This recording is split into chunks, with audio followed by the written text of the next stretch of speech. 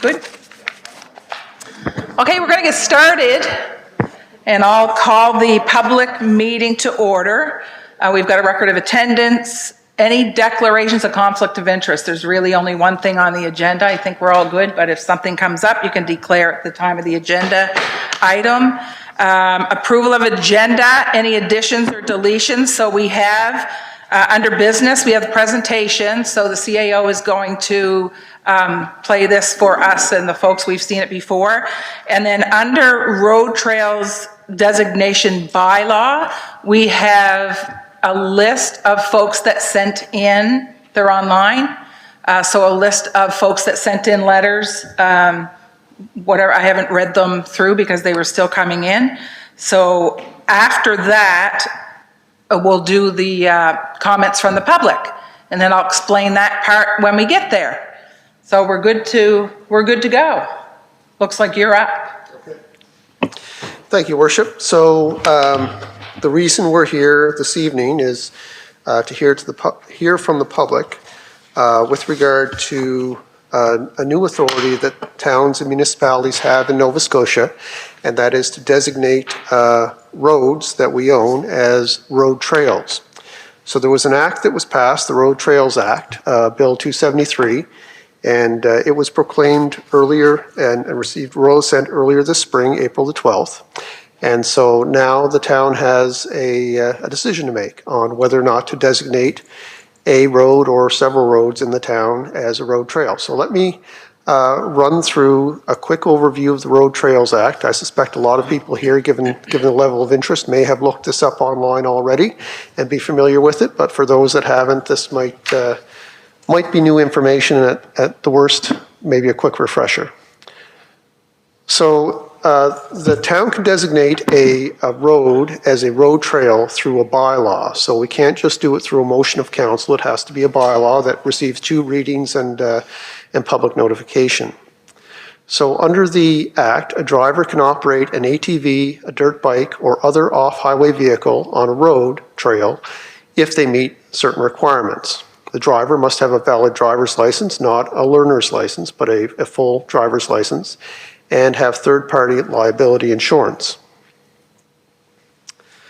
The driver and the passenger assume the risks of using a road trail. So the province is giving the authority to the town to make this decision, but neither the town nor the province are liable for injury or damage or death from operating on a road trail. The same as if you operate a motor vehicle on one of our roads, the town is not liable if you have an accident, nor is the province.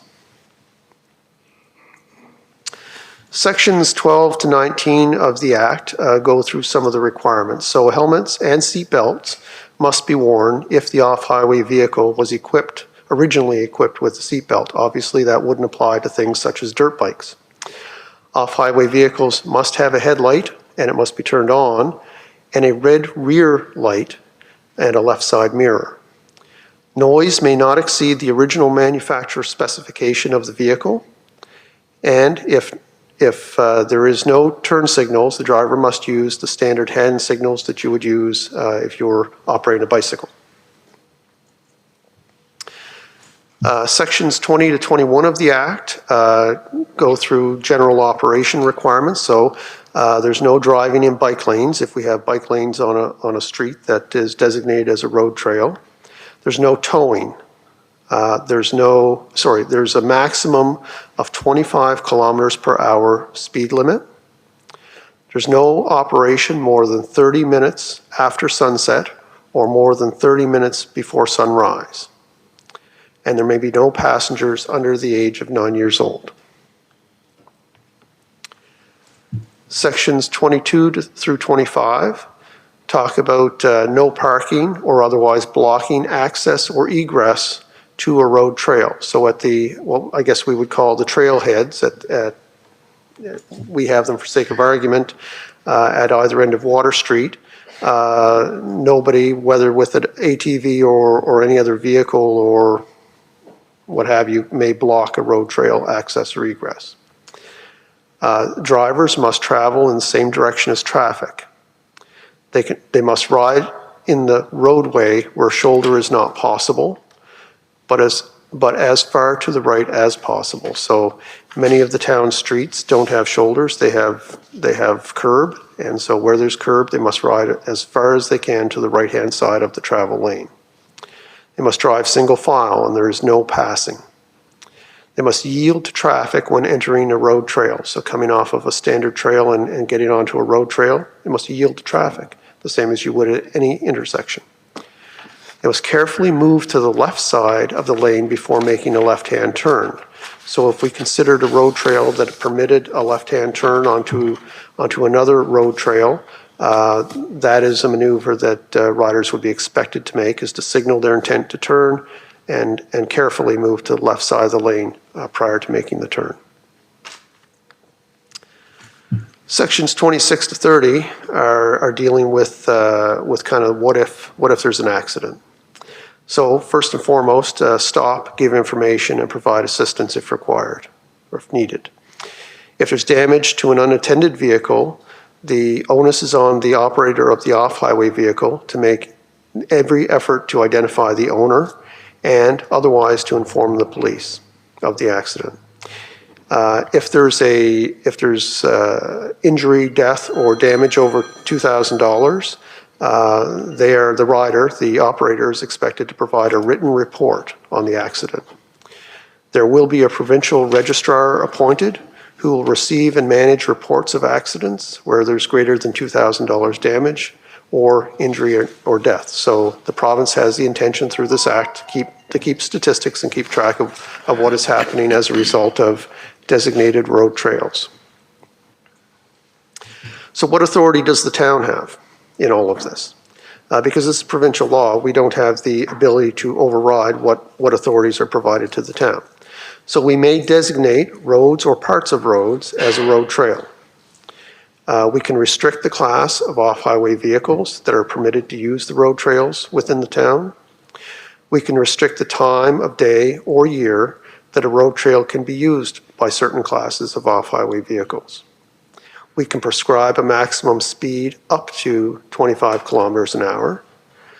We can restrict noise or speed near certain types of buildings or areas. So what comes to mind there is, obviously we're all used to restrictions on speed around schools. So if the town chose to provide that sort of a special restriction, that is within our authority to do that. Traffic rules, not less restrictive than the Act or regulations. So we have no authority to be more permissive than the Act has provided.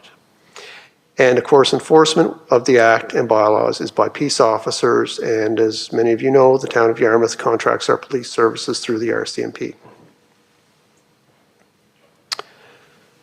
So for the purposes of getting the discussion started, the town is considering its options, but is drafted a very, very simple bylaw that is available online that designates Water Street as a road trail.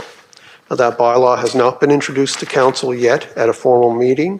It was council's wish that we have an engagement session, a public hearing, a chance to hear from the public before we take anything forward and begin that formal approval process. So although there are other options, council felt that we would start the discussion with Water Street. But that doesn't limit what you can have to say tonight by any means. If you have other opinions, by all means, that's what we're here for. So just to say that council, at this point in the process, this is kind of an exceptional meeting to have a public hearing before a bylaw is even introduced. This is because this is kind of an exceptional new authority to town, and we wanted to be sure that people who had an interest were able to be heard before we started the decision-making process. There are many different perspectives on this, I'm sure. There are a lot of people who turned out tonight, which is wonderful to see. And I guess, as the mayor will point out, we're all here to hear all perspectives. Thank you. Good. Okay, so if anybody wants to go online when you get home, and you can go under the agendas and you can see the letters or emails that other folks sent in. I mean, council's already probably taken a peek, but anybody that wants to do that, we're being live streamed as well, so, or we're streamed. So if anybody on there wants to go do that. So what'll happen now, because it's a public hearing, and I think the CAO explained it very well. We've not done it this way before, but it's very important. I think everybody in this room knows that we've been, I want to say asking, but we've been begging for this from the province for a lot of years. Our hands were tied until they gave us permission to even consider opening up a street. So that's where we are now, and we can't do that without hearing from everybody. I can't speak to how other councils work, but I'll tell you how this council works is we put, regardless of what the issue is, we put everything on the table. So that's what we want tonight. We want you to share your opinions, your thoughts, all those things. If you want to speak on it, you can come up to this table. The microphone is right there. Just tell us your name, please, and where you're from, so we can keep track of that.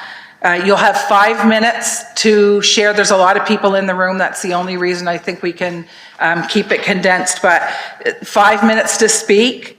And I'm not going to ring a bell or buzz you out I'll buzz you out after a while, but after 5 minutes, just don't, try not to repeat yourself, and because we are keeping track of everything, and we'll be able to go back and listen to tapes. If you feel like you need to come up a second time with something different, by all means, you can do that after everybody's spoken, and you can have another 2 minutes to come share extra thoughts on that. I'll say this because not that I feel like I have to, but it's important. This is a safe space, you know, and the CAO said it. It's the place where we get to hear from everybody, and I think that the views on this issue are going to be from one extent to the other, and it's just important that everybody feels safe to come up and share. So we're not here to argue with the last speaker. We're just here to come up and share our thoughts, if that makes sense and sounds fair to you. And for council, because we've not done it this way before, but this was really important to us to get your thoughts, just in case you throw something different our way that might be a little bit better before we start to put things on paper. Council, if you feel like you need to ask a question, then by all means for clarification, and council doesn't make a decision tonight, just so you folks understand that. We won't make a decision, we'll just have to take it all back and go through everything and move from there. Did I miss anything there? Okay, good stuff. So, who wants to start? Okay, Mr. Salos, welcome. Thank you to council for this opportunity, and I am going to read from my submission, and I'll try to keep it to the 5 minutes if that's okay. And I do have a question buried in all of this too. So the following observations and questions are intended to develop clarity around the potential opening of some of the streets in Yarmouth for ATV use. The comments and recommendations are based on my experience as someone who lives beside the trail and from someone who has a recreational property in a community where ATV use has increased significantly. So for my background, I've lived at 3 Walker Street for 39 years, and since that time I've maintained the grassy area at the top of the street where it connects with the trail. And for the most part, it's been a quiet street and a great place to live. We now have grandchildren who enjoy visits, and we welcomed the trail as a place where we could walk and bike and take our strollers, and it worked for a while. But more recently, there have been issues with ATVs. Unlicensed ATVs would roar up the street. They cut ruts through the grassy area that has been mowed for 3 seasons of the year. And then on one occasion, a man with 2 small children came through. The children were seated behind or in front of the man. They had helmets, but he did not. And as he was trying to instruct them on how to drive the ATV, when it got in front of my house, they hit the gas and I heard a roar, and I thought I was going to find an injured child or worse in front of my property. And so at that point, I called the staff of the town and they were wonderful. Within a week, they were up and they inspected the area, and they installed large rocks there that would allow a stroller or a pedestrian or bicycle through, but not an ATV. Within a week, defined in the measures taken by the town, one of the large rocks had been knocked over and the traffic from the ATV began again. So town staff came and installed larger stones. That lasted for about a week, and then an ATV showed up and put either chains or rope around the rock and pulled it into the ditch. Since that time, town staff has again returned and installed 2 very large rocks and a Jersey barrier that are somewhat installed into the earth so that they're anchored in place. And that has pretty much reduced the traffic there. On a location outside of town, I encountered 5 ATVs on the road. And as I approached, they took off in the same direction. And I had a question. I questioned how fast were they going. And the speed limit on that road was 80, and they were going faster. And it was a dusty road, and with the dust rising, you could see barely 20 feet in front of you. And then more recently, I was going down Water Street, and one pulled out behind me. I thought I'd just pull over and let him pass, and he did. And again, I wondered how fast were they going, and they were going in excess of 80 kilometers an hour. When they got to the stop sign at the end of Forest Street, I stopped, but they didn't. They just blew through it. And so I've had some conversations with the RCMP, and they explained to me that they have real limitations in trying to enforce the laws as they exist already. If an ATV is not compliant and the RCMP turn on their lights and the ATV stops, they can apprehend the individual or do a seizure or fine or whatever. But if the ATV chooses to take off, I was informed that they can't chase them because of liability issues. So there's a significant concern about enforcement. So the reason for these anecdotes is mainly to give some backgrounds to my comments. First, at this time, the ability of enforcement officers to stop and charge ATVs that are breaking the law seems to be extremely limited or non-existent. So a question arises is how, as a town, will we be able to enforce it?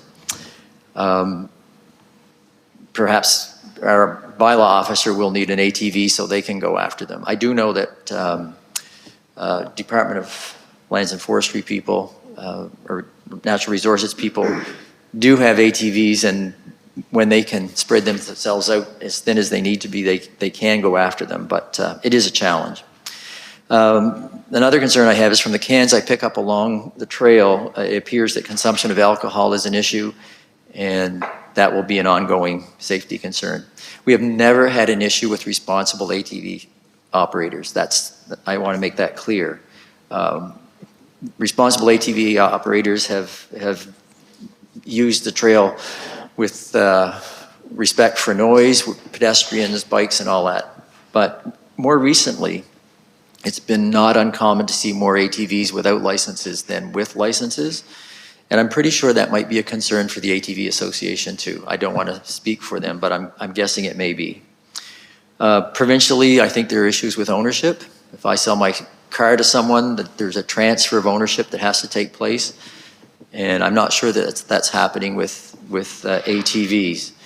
So I'm thinking that from that perspective, there needs to be work done at the provincial level, and maybe that's between the municipalities and the province, to make sure that there's better tracking of ownership. Unlicensed and uninsured ATVs are contributing zero to the cost of upkeep of the trail, and they're responsible for most of the damage. Damage to the trails is currently a problem. Between Chestnut and Hibernia Streets, there are significant potholes.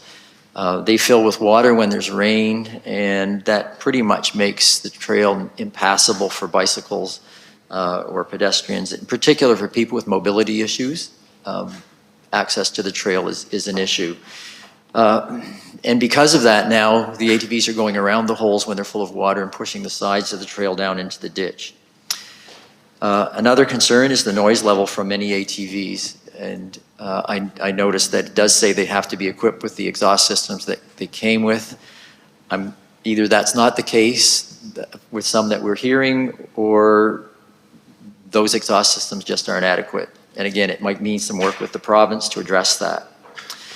I do have a question about the decision, and I'm assuming it's the town's decision where access points will be provided. Is that the case? Okay, so and so that brings me to what might be the most salient point for me, and that's about safety. So locations of access points need to be carefully assessed. It's been suggested that Walker Street, that's the street that I live on, so maybe you'd say I have a conflict of interest here and I'll be upfront with it. Yeah, maybe I do. But it's been stated that Walker Street is being considered as an access point. It would be important for someone to check access from Walker Street to Main Street. And the discussion has been, well, that's so that they can get to the Irving store or the gas station. And maybe that's not the case. That's what I'm hearing. But the access to Main Street from the bottom of Walker Street is dangerous. It's a left-hand turn, and it's behind a blind hill where Lake Lawn Motel is located. There are already 3 streets where the trail crosses past that, at Chestnut, Elm, and where it already crosses Main Street. And I would suggest that any one of those corners has clearer visibility if they're turning onto Main to get to gas at Irving. There are also right turns, and the intersection at the bottom of Main and Chestnut is governed by streetlights. And so it's a safer access point.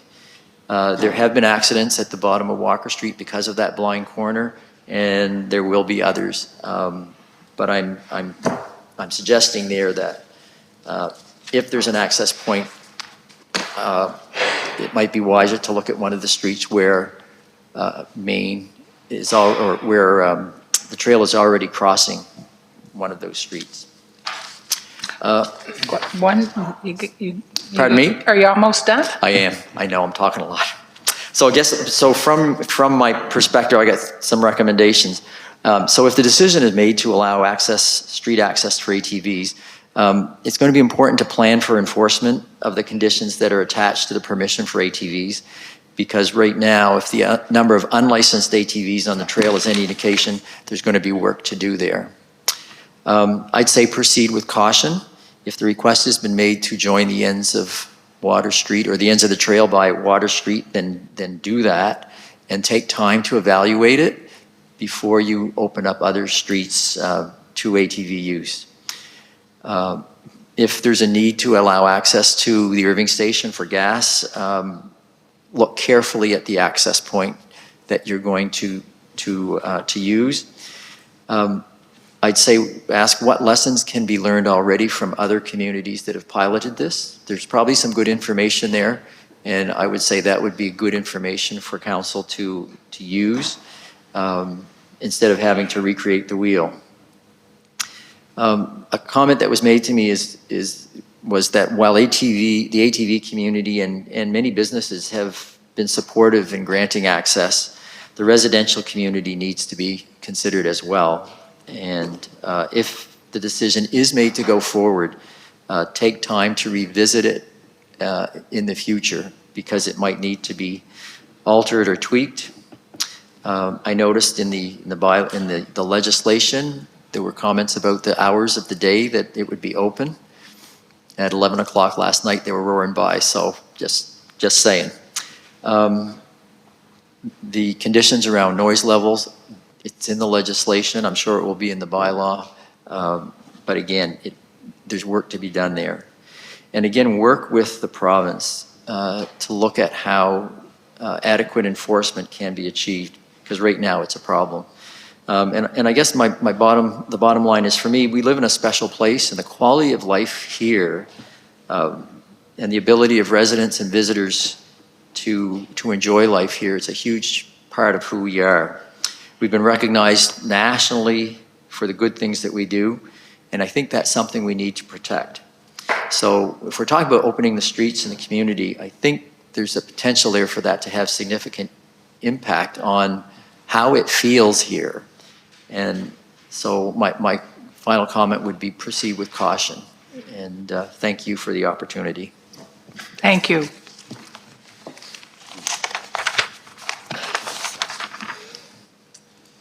Okay. Someone else want to come?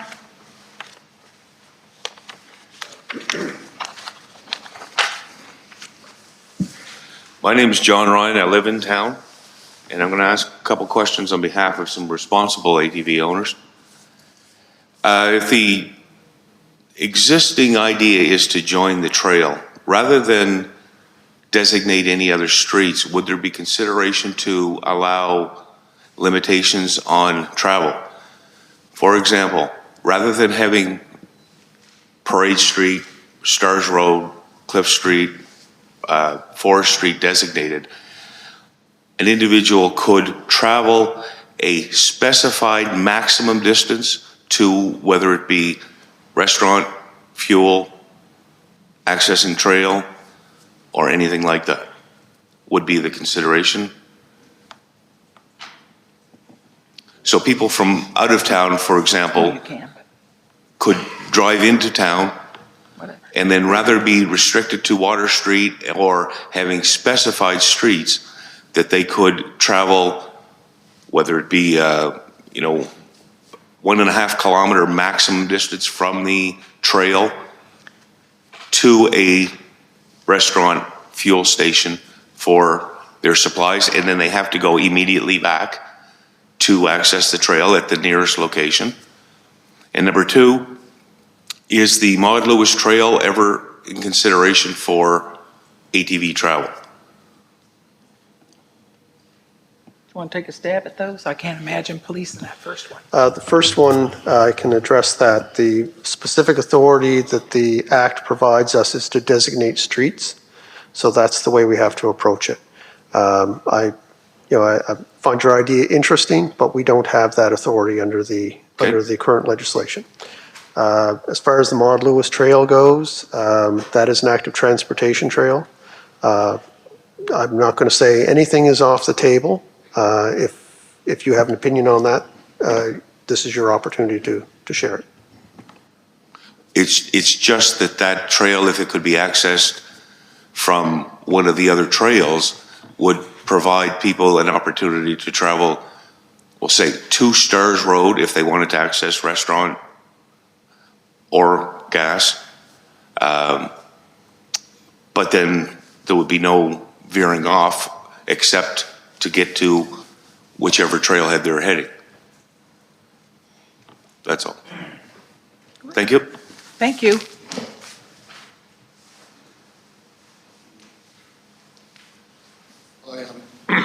I'm Cal Woodrow from Canaan now, Yarmouth used to be.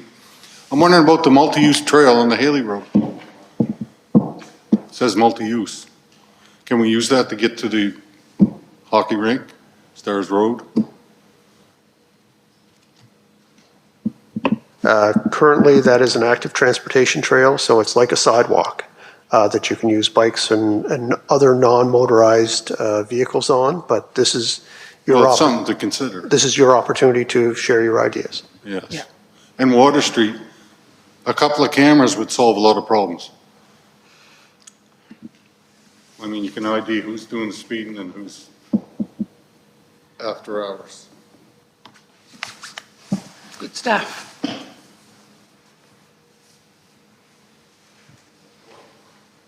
Oh, wait a second, George. That's okay. You can come up right after her.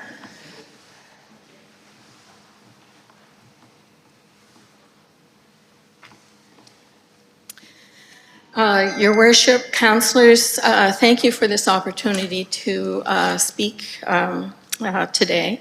My name is Wendy Poole. I am a resident of the town of Yarmouth, and I am also a member of a group called the Yarmouth Environmental Think Tank. And we prepared a letter and submitted a letter to you. So I'm here to, first of all, speak on my own behalf and also to elaborate on what we wrote in that letter. From a personal perspective, this opinion probably isn't going to be popular. But I am very disappointed in the province and actually in the town that we're moving forward with a policy that is going to encourage the extension of the use of gas-powered vehicles that will emit more greenhouse gases. I can't imagine a worse time to be doing this kind of thing when we're in the midst of a climate change crisis. So I wanted to express that point of view. However, the Act has passed. The council seems intent upon designating at least one road in the town as a road trail. And so I think that train has left the station. So that's all I'll say on that matter. However, like one of the other earlier speakers, we also, at the YET group, the Yarmouth Environmental Think Tank, we also encourage you to take a very cautious approach to this. And that you begin with the one street, you've designated or you've indicated that you're going to designate Water Street as a road trail in the town. And that might be it might be wise to limit it to that for the time being at least. I think there could be some problems that crop up around the use of OHVs within the town. And we've already heard some of the problems that emerge on the trail. I'll just mention a few here. Unnecessarily tearing up the trail. And I want to preface that by saying there are many responsible OHV owners and drivers. So I don't want to diminish the importance of that. However, there are many irresponsible drivers out there as well. And they do sometimes unnecessarily tear up the trail, the embankments, they drive through ditches, which can interfere with drainage and so on. They have been known to remove bollards that have been placed on the trail to protect the safety of all who use the trail. They sometimes, often do, actually drive well beyond the speed limit that's been designated for them. They remove mufflers or otherwise alter the noise reduction equipment on their vehicles. And this is problematic for anyone who lives in close proximity to the trail or just simply wants to enjoy a peaceful cycle or walk on the trail. This can be a problem. We're concerned that drivers may take it upon themselves to drive on other streets within the town. We know they're already doing that. So we can probably anticipate that there will be some folks who drive beyond Water Street and want to drive on other streets in the town. The point is that council should anticipate that bad behavior will occur. There will be good behavior too, but bad behavior should be anticipated. And right now, the bylaw as it's drafted is pretty bare bones and simply states Water Street's going to be the road trail in town. We encourage you to go beyond that and to create more restrictions and to think about, okay, how is this going to impact the town? Be proactive about it. Head off some of the foreseeable problems that may occur. Think about parking. Where are these vehicles going to park if they're in town? It seems that the intent of the Road Trails Act initially was connectivity, just to connect sections of the trail. But I understand from articles that have been written in the Tri-County Vanguard that the town is actually thinking about this as a boon to tourism and are hoping that some of these vehicles, when they're in town, are going to frequent businesses and lead to economic growth. And that's laudable, and we understand that. Economic growth is important, but not at the expense of other things. Take some caution around these things. So parking is an issue. Are they going to be taking up parking spots that other vehicles would normally take up? Are you going to designate a certain area for these vehicles to park in if they're going to be frequenting events and businesses within the town? How are they going to access gas stations? That matter has already been mentioned. We're a bit worried that some may be wanting to access the Irving at the Five Corners intersection. And from our perspective, that's already a very busy intersection and can be a rather confusing one. There's a lot of information overload at that intersection, especially when there are pedestrians and or bicycles in the intersection, as well as vehicles. That may not be the safest intersection for OHVs to be accessing gas. So just something to think about. We also encourage you to think about limitations related to time of year and time of day. We have a very busy summer season. We have ferry traffic coming and going on Water Street. So might there be certain kinds of restrictions related to onloading and offloading of the ferry that you might want to think about? We also have a lot of waterfront events in the summertime, which means more traffic on Water Street, and perhaps more importantly, more pedestrian traffic, including young children frequenting the waterfront. So safety there, I think, is very important. It will be important to have really well-marked crosswalks and maybe some signage for vehicles as well as for pedestrians, just to ensure that everyone is safe down there. We strongly encourage you to create offenses and penalties. I've read the Act. I know that it enables you to do this. So please don't depend on the penalties that are already in the Act. I think it's important to have penalties, offenses and penalties that apply to the Road Trail Act, to the road trails that you designate here within the town. Our CMP are very busy, and we suspect that enforcement of this bylaw may not be a priority for them simply because they are busy. So we encourage you to appoint a bylaw enforcement officer, or if you already have one, that you give the responsibility for enforcement of this bylaw to whomever is that enforcement officer. So think about these kinds of things. From our perspective, we think that a cautious approach with appropriate bylaw restrictions and penalties and enforcement can make this successful and can ensure the safe enjoyment of the amenities of the town, not only for OHV users, but for everyone who will be wanting to access these amenities and having to interact with these OHVs. So thank you very much for your attention. Thank you very much. Yep.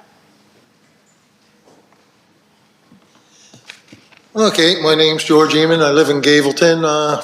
Years ago, I did live in town. One thing I want to ask the CAO to check on was when he was reading the overview, I know it said, I knew the bylaw said that no one under the age of 6, or they must be licensed driver, but I believe I heard you say that no one under the age of 9 can operate a motor vehicle? Nobody, passenger. Can't was be a that? passenger under the age of 9. Oh, okay. Yeah. Okay, that's what I was wondering. Another thing too, I just want to comment, there's always going to be bad apples everywhere you go, no matter what. So, but there are a lot of responsible people out there. I know everybody that drives on the highways and on the streets and everything, you see fast food, garbage bags everywhere. And there are people ripping around towns with their car and squealing tires and no mufflers on the car and that.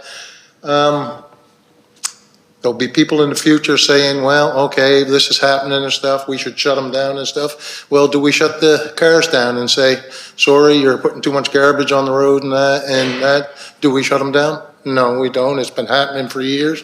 It's always same thing, just bad apples or whatever. Another suggestion that I was going to make about if this does go through and in the future you start considering open other roads, my suggestion would be one road that you would open up would be Brown Street so that they would have access to the parking lot there. My other suggestion would be you open Lovett Street so you can go to Collins Street parking lot and have parking there, and people can walk from those areas.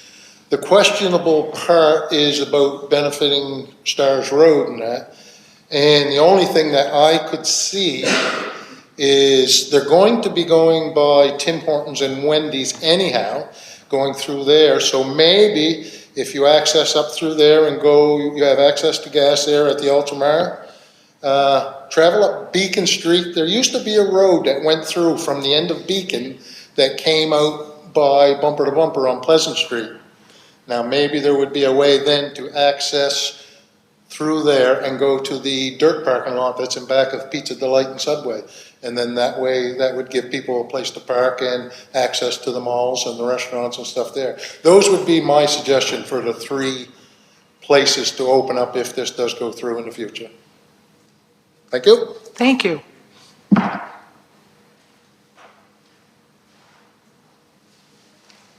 Come on up.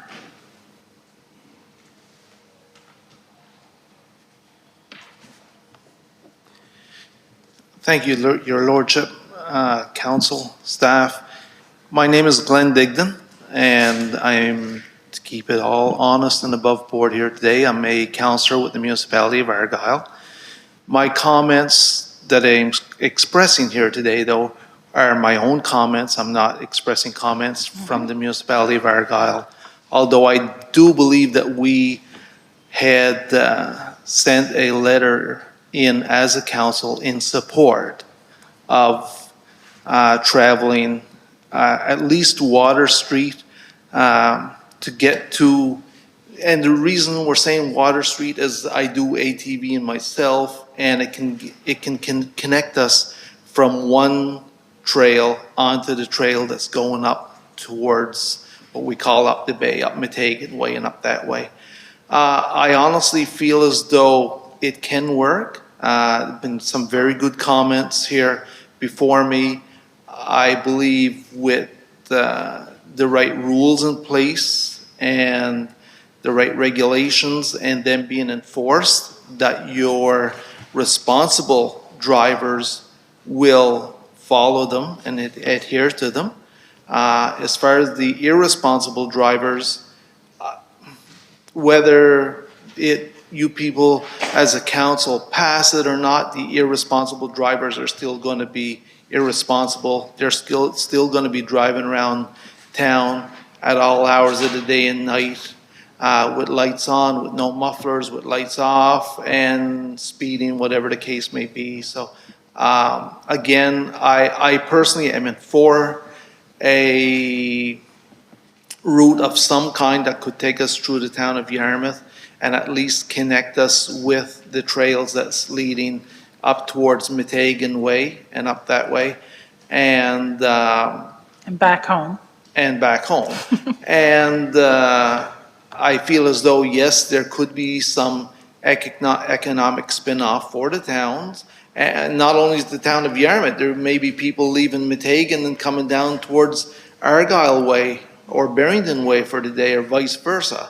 So I believe it can work both ways, but Nothing else, I thank you very much for this open forum. I really enjoy this. I like how this is going, because so many times you'll hear that, oh, well, it was done at council behind closed doors. So at least now it's out there. People, can speak on it, and the nays are just as important as the pros, and that's, so thank you very much. Thank you. Thank you. Come on up.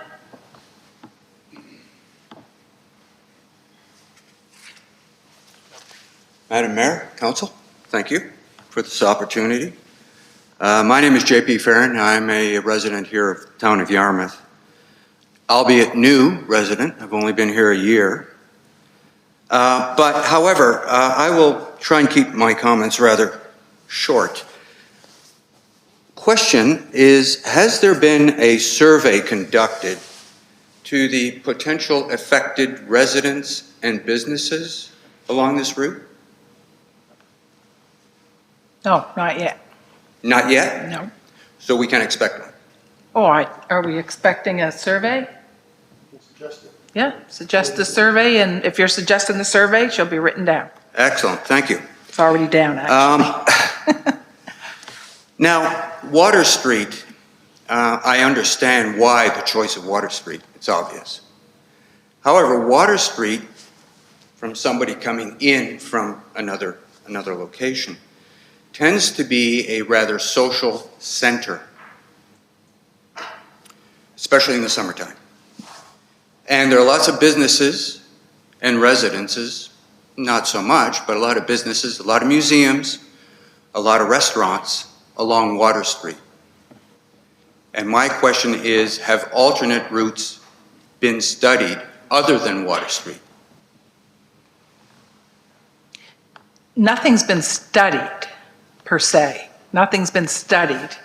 We're just trying to connect one end with the other. Have we thought of other things? Yes, I mean, everything's wide open. Okay, on that basis then, may I suggest, based on what I've heard this evening, that if we open up Stars Road up to the Maud Lewis Trail, a lot of issues would be taken care of. One, access to restaurants, access to service stations, access to rest stops, access to the mall. At the same time, it would reduce the potential for noise and other issues on more residential streets. Now, where you would get off Maud Lewis Trail to rejoin the south end of the trail, I have no idea, but I'll leave that up to you. I would also suggest that should this bylaw pass, that it be passed with a trial period. It's the best intentions, we may find that we're going down a slippery slope and we'd like to, retreat for a few minutes and pause and reestablish our thought pattern. And as a military man, I like to distill everything down to something called a critical factor. And the critical factor of this operation is enforcement. And without that, we can rest assured that it's probably going to cause more headaches than not, and it will end up being uncontrollable. To rely on the RCMP, I think, is asking them too much. To rely on bylaw enforcement officers, even though you give them the right to ticket and whatever, I'm not quite sure that they're going to feel empowered enough to be able to actually perform their duties. Just a comment. Thank you very much. Good, thank you. Just a quickie in answer to that survey thing, Lloyd Wallace presented a couple hundred signatures that we got from Water Street and a few of the businesses in town, probably 10 years ago. But Yeah, petition. Yeah, it was a petition. Okay. Yeah, thank you. Okay, so I've got, okay, Howard, and then this lady here, and the gentleman in the red shirt. I've got 3 people standing up. Mayor, councilors, Mr. Cleveland, it's been long overdue. We're here. I'm elated that we're talking about this tonight, and I got a couple things that I want to add in. One of them being the advanced trail pass. That wasn't on anything that I've seen so far. What was that? Advanced trail pass to access the trails. We get a pass through them with our registration at the club. The other thing is licenses to drive an off-highway vehicle. That wasn't discussed. Everyone needs a license now to drive an off-highway vehicle, separate from a driver's license. That's enforcement, and that hasn't been touched on at all. Even with, I go to the dealers in Yarmouth and I ask them if you need a license to drive an ATV. Nope, but you do need a license to drive an ATV. So that might be another thing that can come into play to travel Water Street. The ATV safety course. Every year I register my ATV, I pay $40 extra to drive it on the rail bed. I don't know if there's any walkers out there, horseback riders, people pushing strollers that pay an extra $40 to use the rail bed like we do, but we maintain it. We try to look after our stuff. Yeah, there's a few rotten eggs that will tear it up. We hope they don't, but it happens. The age limit for a passenger, that one concerns me because I want to bring my grandson down to Wendy's for an ice cream, and I live over on the Ellis Road. My property is joining the rail bed, but I can't take him down there because he's only 5. So we go out for a nice casual drive. We go up to Bunkers Island. We can't go down and get an ice cream. If we're going to put, or if you're going to put rules in that you can't enforce, why put them kind of rules in? You know they're going to happen. Noise. ATVs make noise. I live out on the Ellis Road, and I can hear cars and motorcycles that make a whole lot more noise in this town than ATVs. And it's another law that's going to go in, probably something that ain't going to be enforced. I mean, we, as an ATV rider, through the bylaw, we're not allowed to modify our exhaust on our ATVs. Everybody does, but we're not allowed. And that's right there in the bylaws. Thank you. Thank you. Okay.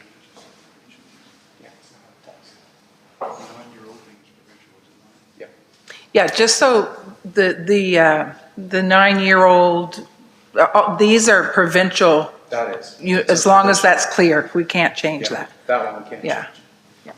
Your Worship, members of Town Council, thank you for the opportunity to speak. My name is Janet Beattie. I live just outside the town limits in Overton. I do drive on Water Street on a regular basis. And my biggest concern, being the widow of a 35-year veteran of the Ontario Provincial Police, is the accountability and the policing issue. And there is no possible way the RCMP would be able to take care of the policing of these off-road vehicles. Which is why I agree with what Mr. Farron said, that if this was on a trial basis, then I think you would find that the responsible ATV drivers, through peer pressure, would themselves police the other ones. And I think peer pressure and social media, which would be their next step, would go a long way to keeping people in line. Because the threat would be there that if it gets out of hand, then this could be rescinded.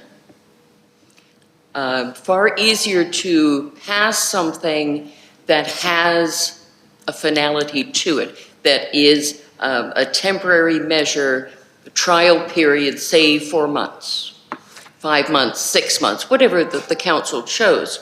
And then the issue could be revisited with anecdotal evidence of, is it working, is it not working?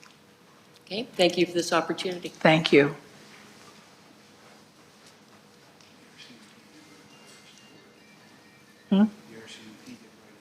Yep. Yeah.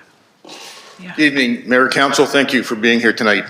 First of all, I want to thank you for finally getting to this. This has been a fight for over 15 years that you always didn't agree. Your town engineer one time told us to dig a tunnel under the 101 to connect their trails. You laugh, but it's true. To answer some of the things that have come forward, you require a license to operate an ATV, OHV of any type if you cross any road. So automatically they have to have a license to get anywhere unless they're driving on their own land. It is mandatory to be insured for third-party liability. So the town never was responsible, and now the law tells you. As for other access points, when it comes time, we're waiting for direction on how that's to go. Right now, if you're looking for examples of how this works, contact Weymouth. They've been doing it for over 3 years. They've had the connected trail. They can tell you the economic, the negatives and positives to it. I know their gas station and their stores love it because we hold an event there once a year, and for 3 hours they make over $3,000 for about 100 bikes coming from Annapolis Valley, from Yarmouth, and from other places. So the economic value is there. As far as limiting to seasons, if you do that, limit the boat to only coming 1 month of the year because your Water Street is your main connection. People use it. You'll get people coming off the boat that want to access the trails, like they do in Newfoundland and in the States and in New Brunswick, where communities accept ATVs, OHVs down the main roads to get to hotels and such. I would not recommend Stars Road in any way, shape, or form for OHV traffic. Limit it to where it's a quick, less than a kilometer distance to services such as gas, food, and accommodations. Chestnut Street was mentioned. That's a perfect one because it has lights. People can see the lights, they can react to them, they have to know how to do that. And you have food, fuel, and accommodations close by. Those are ones that would make sense. That's the only one in this town that I would recommend. There's no other one in the township. There are in the county that I will be looking into for the Acadia Corner to gas, in Batagan, in Argyle. Those are ones, when we found out how the process is supposed to work, we as a club can go forward, and more likely myself. Thank you. Oh, what's your name, sir? Ken Piggott. I live in Melbourne.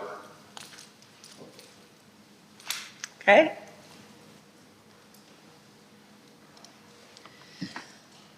My name is Kevin Lombard. I'm the president of the ATV Association of Nova Scotia, and I live in Weymouth.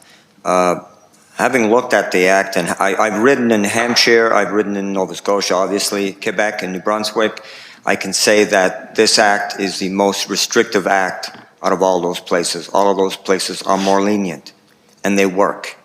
I can tell you, when we had originally submitted Yarmouth as a pilot site, we had met all the requirements, and at the last second, things happened, and Yarmouth did not make the pilot. But we had permissions, we had letters of support and everything in there. But I can tell you, I spoke to many CAOs and mayors and councillors across New Brunswick, and I asked the mayor of Edmundston, or sorry, the CAO of Edmundston, New Brunswick, you know, give me the good, the bad, and the ugly, and he said, there is no ugly, you know. He said, yes, occasionally, as others have mentioned, yes, somebody will go down the street faster than they're supposed to. But he said that happens in a truck, in a Camaro, in a Corvette. So you can't punish everyone for the actions of one. But he did state that enforcement, especially in the beginning, is important. And so you need to lay down the law initially. And then, you know, and that peer pressure thing, that was the other thing that he mentioned with peer pressure, was in New Brunswick, they found that was happening, that the clubs did go. And, you know, we are at Advance, we're 42 clubs and about 6,000, varies, but somewhere between 6 and 6,500 people generally a year, this past year. So we can apply some peer pressure, but there are many riders that aren't there. Again, there was the mention of transfer of ownership. We worry about that as well. There's many unregistered ATVs. There's many unregistered cars as well. Someone did mention that there was a license required. Yes, that is true. Most riders, not everyone, but most riders require an ATV safety course.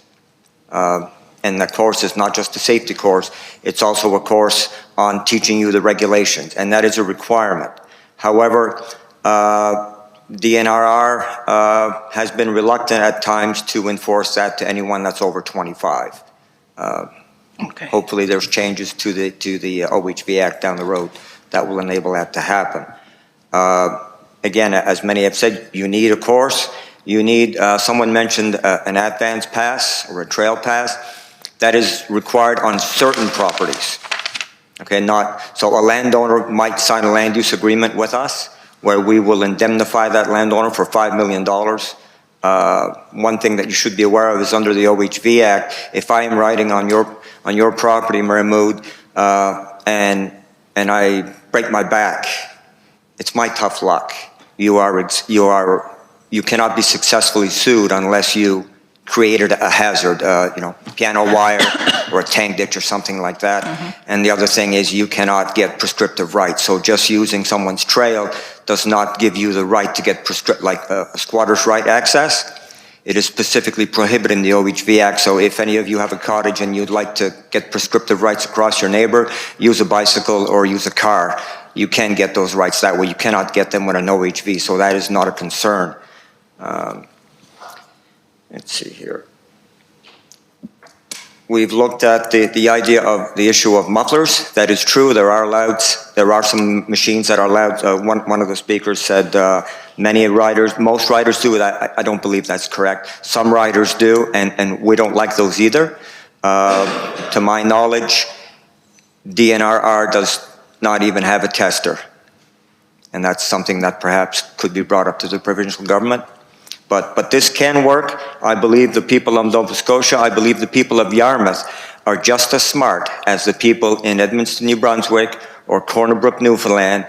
I'm pretty sure that there's a lot more traffic going across that bridge in Corner Brook than there is in Newfoundland. You've been to Corner Brook? You have. Wide open. Yeah. No and it issues. works. And as others have said, club peer pressure.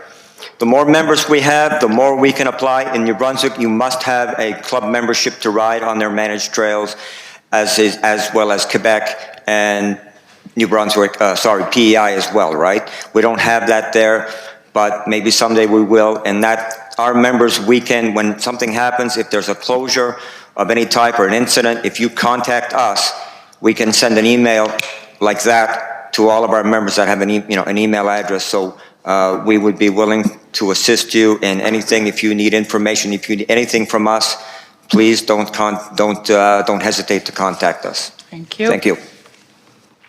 Okay.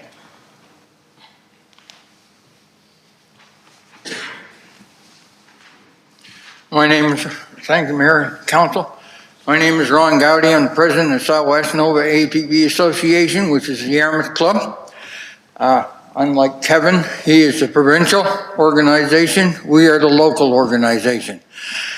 I was born and brought up in this town, and even though I don't live here at this time, I still consider it my home. And I think that opening up Water Street to ATVs would be a benefit to this community. And the reason would like to have Water Street opened up is that we have people who come from the North Shore to Yarmouth. We have people who come from the South Shore to Yarmouth. And by opening up Water Street, they're able to go both directions and go to Barrington or go to Digby or wherever. And I know that the clubs in Annapolis and other places are working on ways to get to Smith's Cove, across the Bear River into Annapolis, and to go from there. They've already worked on a trail and a bridge that they've put in to be able to go from Middleton over to Bridgetown or Bridgewater. So this is things that are coming down the road, and by opening Water Street, it would be a benefit to us. One of the other things that would be a benefit to us in the future, if we get Water Street opened up in the future, would be if we could get to the Mariner Center. Our organization right now, when we have our yearly jamboree, we have to have it outside of Yarmouth because there's nowhere to be able to get into Yarmouth and be able to put a jamboree together with 300-400 bikes and be able to parade them anywhere because it's illegal. So in the future, we would like to see that happen. We're going to work with the district municipality. I've already talked to one of the councilors there and work on getting access to Yarmouth so that if we need to come in on another road, we'll be able to do that. Now, a lot of people have said about using Stars Road to be able to get to restaurants and fuel and that sort of stuff. Anytime I come to Yarmouth, Stars Road is one of the busiest streets in the town of Yarmouth, I think. I pretty much guarantee it. We don't need to be running ATVs in groups of 10, 20, 100 up Stars Road. So by having Water Street, we can still get the fuel at the Irving Center down there by Chestnut Street. They could get to accommodations. Actually, the club from Annapolis have already come to Yarmouth and used Lake Lawn as a place to stay overnight. We won't say that it was all totally legal, but they did it. It was a small group, and they did it. And, you know, there would be more of this coming to the town of Yarmouth. As far as the first speaker and his concerns with people tearing up the trail and all the things they're doing, yes, there's bad apples out there, and we try to stop them as much as we possibly can. All my club members have been told that if you see somebody doing something wrong out on the trail, call DNR. They have an 800 number. If you call that number, you can put a complaint in. They're not going to come running right away. If something happens at 11 o'clock at night, they're not going to come running right away.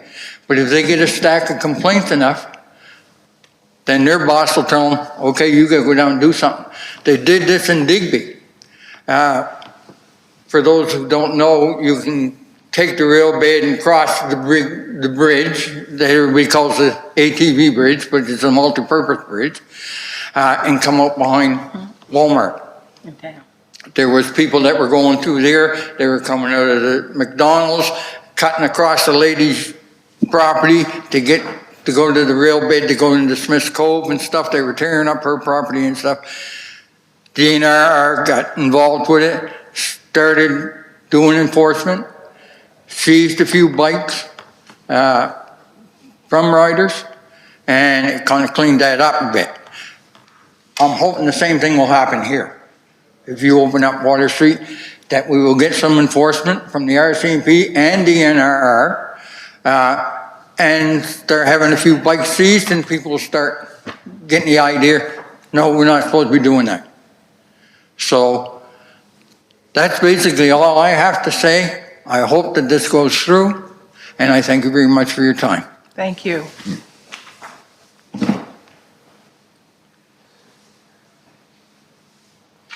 Who's next? Who else would like to speak? I did want to, we got a note from, so when you mentioned DNR, that probably won't be asked, because inside of town limits, it will be the RCMP. I think they do the trails outside of town, but the RCMP traffic services based out of the Yarmouth Rural Detachment acquired 2 ATVs and a side-by-side to action patrols on the trails. So, and that's whether or not, that's not connected to this necessarily. It's just that they understand the issue there. And our RCMP force did write a letter in support, understanding that they would have to do the policing if this went through. So, thank you. Hello, Ginny. Welcome.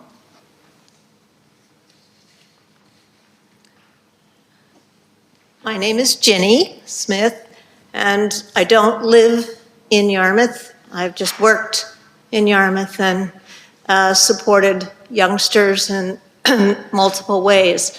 And my comment is specifically about the Maud Lewis Trail, because I'm involved with a group that's trying to promote reduced carbon use and exercise,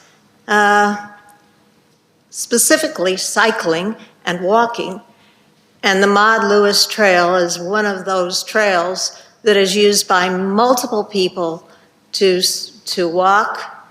The high school students walk to the stores in the mall daily, regularly, large groups of them. People with strollers and dogs, they walk. People with bicycles. It's a safe route.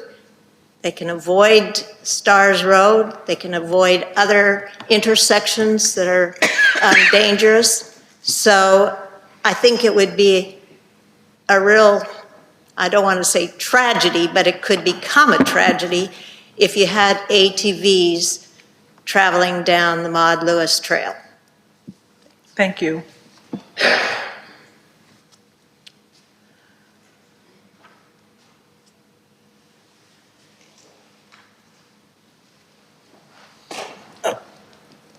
Hi, I'm David Upton. I live on Chestnut Street, Oh, my neighbor. not very far from the four-way intersection of Brunswick and Chestnut. As of now, I will go down Chestnut Street to access the tracks. Never once have had any problems, whether it's been with the RCMP or anybody else. They've actually come and met me at the four-way and let me go through. People are going to use Water Street regardless. I think a lot of people would probably actually slow down a little bit once it was legal, instead of having to try to race down to get through and not get caught. But the ATVs, side-by-sides, has become a pretty big family thing over the last few years. And I have been to a few places in New Brunswick. I've heard a couple comments or a couple places. A couple other places is Sussex. It's welcome downtown Sussex. They have the lanes painted where to cross the roads. Traffic, they stop and they let you go. They're very courteous. Like it's big for them up there. Bathurst is another place. We've been there and we got off of where we were supposed to be and ran into the city police, I guess you call them. They escorted us through. They had one in front of us and one in back of us and escorted us through to make sure we got to where we were supposed to go. And they wished nothing more for more streets to be open up there. For me, I have two daughters. They each have side-by-sides. And it's a family thing now. It's recreation. It's getting out and enjoy family time, not being stuck in the house, COVID, and we all know what that did to people. And it's just a new way of getting out and enjoying the outdoors and fresh airs. And I guess that's all I got to say. Thank you.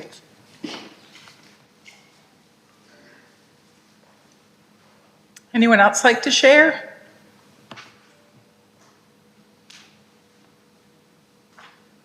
I'm going to ask 3 times, 2 more times. Would anybody else like to come share anything? Yep, come on up, Scott. Oh, you can go right after him. Thank you, Your Worship and Council. I just wanted to relay a bit of my experience, and I'll say I'm a responsible ATV operator. So I've guided 3 groups across Newfoundland on 3 different occasions. It takes about a week to arrive in Gentian, and go to Port of Bass the other way. So in doing that in the week, we travel through probably, I'm going to say, at least a dozen communities. So based on my experience of going through these dozen communities, the perspective of simply going from one end of Water Street to the other is very simplistic ask compared to going through Gander, going through Deer Lake. You mentioned Corner Brook. You're right, Corner Brook, you go where you want, Corner Brook. But all of these communities, and a couple of the other speakers said, going through these, they're very well marked in Newfoundland where you can go. They're painted right on the pavement. ATV this way with arrows, it gives you your speed. There is signage there with respect to some of the controls that were mentioned with respect to age, insurance, speed, things like that. In tourism, I don't think that can be understated. And someone mentioned the ferry too, coming across on the ferry. I remember one time coming across on the ferry, there had to have been 30 ATVs on the ferry. And I don't mean on trailers, I mean you drive your ATV right on the ferry. You leave your truck in Sydney. There had to have been at least 30 going over. Right now, you would never get accommodations in Newfoundland anywhere on the trail right over. They'd be already booked a year in advance. And I would think each time I went over, there was probably about 18 of us, between 16 to 18 of us going across each time. I would think we spent not less than $2,500 each. And I think in this route here, you could go Yarmouth, Shelburne, Digby, or something, that triangle right there. The amount of tourism that would bring here, I cannot be understated. It honestly can't. There are people that wish they could go to Newfoundland this year. They can't because they simply can't get accommodations. It's that lined up to get over there. So that's what I just want to say. It's a very, very positive experience. And I'm sure just a simple route going down Water Street is very simple to do. And if you pass it, I assure you, Armageddon won't happen the next day. I assure you it won't happen. So, thank you very much. Thank you.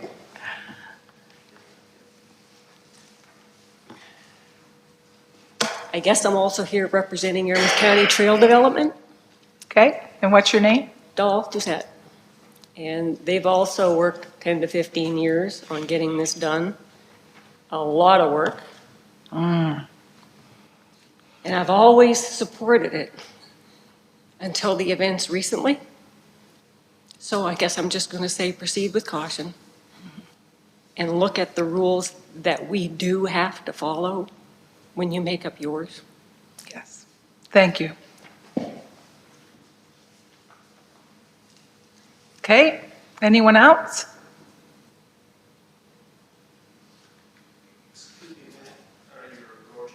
Your lordship. You have to say that on one knee.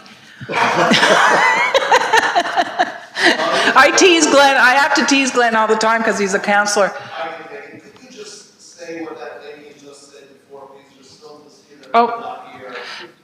Do you mind if I repeat that? Okay, she was just, she's supports the trail development group, and she said she's basically always supported ATVs, the OHVs, and until she was given second thought because of recent activities, which I think we all understand and have a tremendous amount of respect for you to come up and say that. So she just said proceed with caution. Thank you. Yep. All right, going to ask one more time. Can they still send something in? Yeah. Go ahead. Just want to make sure you can still send something in. Yeah, if you so the want. process from here, council will take all of your comments. They've taken notes. We've recorded and streamed this evening's proceedings. Staff will wait for direction from council. So that'll probably come in the form of a conversation that we'll have at an upcoming meeting, and they will indicate whether they wish to proceed or not. If they do, then we'll introduce a bylaw that meets their, hopefully meets their intent. There will be 2 readings of the bylaw at 2 consecutive council meetings. But at any point, either before tonight or all the way through, if you have a perspective that you wish to put in writing to council, please do so. Address it to the mayor and council. Send it to the town either through email or you can drop it off. Your comments will not only be appreciated, but they'll be shared with the entire community through our website as council goes through this process. So there's also the opportunity, Your Worship, during second reading of a bylaw, typically if someone shows up to speak at a bylaw, even though this isn't a land use bylaw in the formal sense, I suspect, Your Worship, that people would be permitted to, as you have tonight, to come and express your opinion. Yeah, so what I would do would simply at that meeting just ask council if they're okay for somebody to come up and speak. And I mean, I can't speak for council, but they wouldn't say no, I don't think. We just want to make sure that we're considering everything, and you know what happened tonight was what we expected, one end of the spectrum to the other. I don't think there was anything that we didn't expect. It's just everything on the table is really, really important.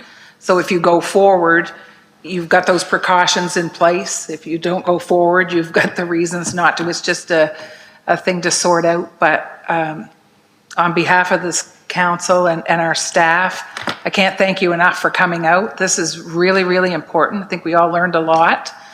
And yeah, if you want to send those letters in, feel free, and we'll see them. Thanks, folks.